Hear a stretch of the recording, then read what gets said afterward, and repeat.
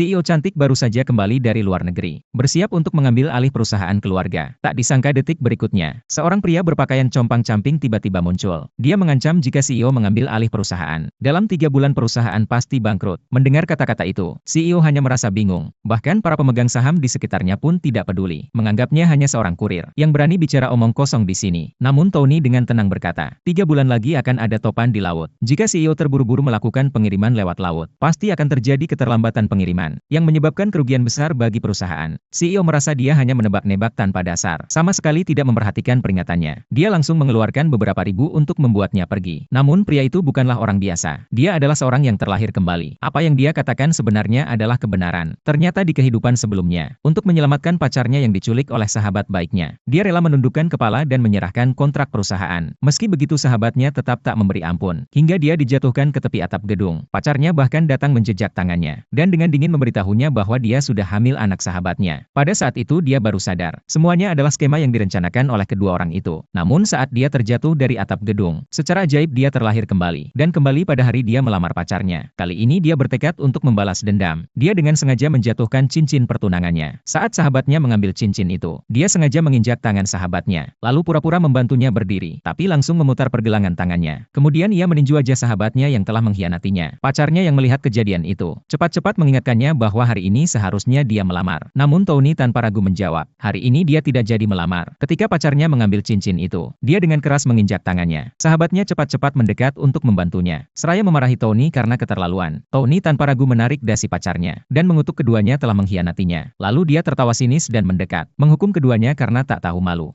Keduanya segera meninggalkan tempat itu. Saat itu Tony tiba-tiba teringat, hari ini adalah hari meninggalnya sang Taipan, dan putrinya akan kembali ke tanah air dalam setengah jam, untuk mengambil alih perusahaan. Untuk mengubah nasibnya, dia memutuskan pergi ke bandara. Inilah yang kemudian mengarah pada kejadian yang dia alami di awal. CEO hanya memberi dia 3 kesempatan untuk menjelaskan. Tony dengan tegas mengatakan bahwa 3 bulan lagi akan ada topan. Jika dia melanggar kontrak, perusahaan akan merugi hingga ratusan miliar dan akhirnya bangkrut. Semua orang meragukan hal ini, bertanya bagaimana dia bisa begitu yakin. Tony terdiam sejenak, karena dia tidak bisa langsung bilang kalau dia adalah seseorang yang terlahir kembali. Akhirnya, dia menandatangani kontrak taruhan hidup mati dengan pemegang saham yang meragukannya. 10 hari kemudian mereka akan berjudi untuk melihat apakah topan itu benar-benar datang. Selanjutnya, Tony dengan ingatan dari kehidupan sebelumnya, mencari ratu bawah tanah, Ava. Namun Ava bukanlah orang yang mudah ditaklukkan. Tony mengeluarkan kartu terakhirnya. Dia berkata bahwa dia bisa membantunya merebut pelabuhan di sebelah timur kota. Di mata Ava tampak kilatan minat, dan dia mengajak Tony untuk bertemu di ruang privat. Begitu masuk, Ava langsung menekan Tony ke lantai.